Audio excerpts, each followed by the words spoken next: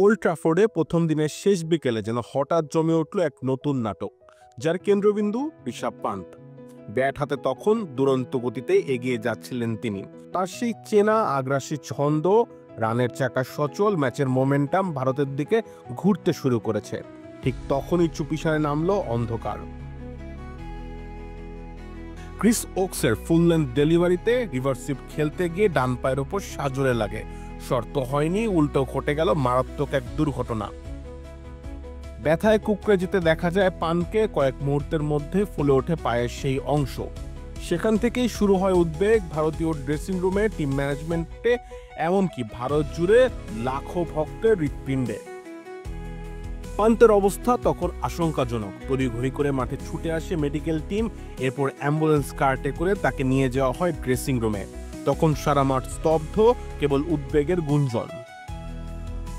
Scan report আসা না পর্যন্ত কিছুই বলা যাচ্ছে না নিশ্চিত করে।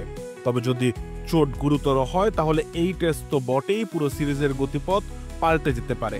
কারণ পান্ত শুধু একজন উইকেট রক্ষক বা মিডল অর্ডার ব্যাটার নন, তিনি ভারতের টেস্ট ব্যাটিংয়ের এক্স ফ্যাক্টর, যিনি চাপের মাঝে ম্যাচ ঘুরিয়ে দিতে পারেন একাই।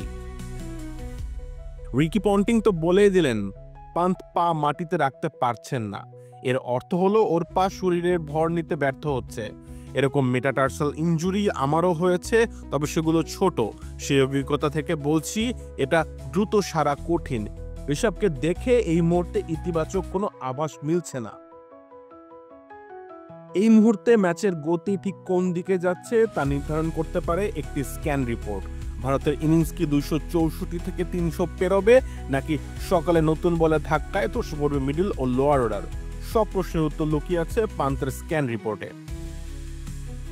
ওল্ড ট্রাফোর্ড টেস্টে দ্বিতীয় দিন শুরু হবে এক প্রশ্নবোধক চিহ্ন নিয়ে, আর সেই প্রশ্নের নাম ঋষভ পান্ত। ভারত এখন অপেক্ষায়, ব্যাট হাতে আবার হাসতে হাসতে ফিরবেন কি সেই ক্রেজি জিনিয়াস, নাকি তার চুপচাপ বিদায়ে শেষ হয়ে যাবে ভারতের সম্ভাবনার গল্প? কাসা মুজিব, অপূর্ব, খেলা ৭১।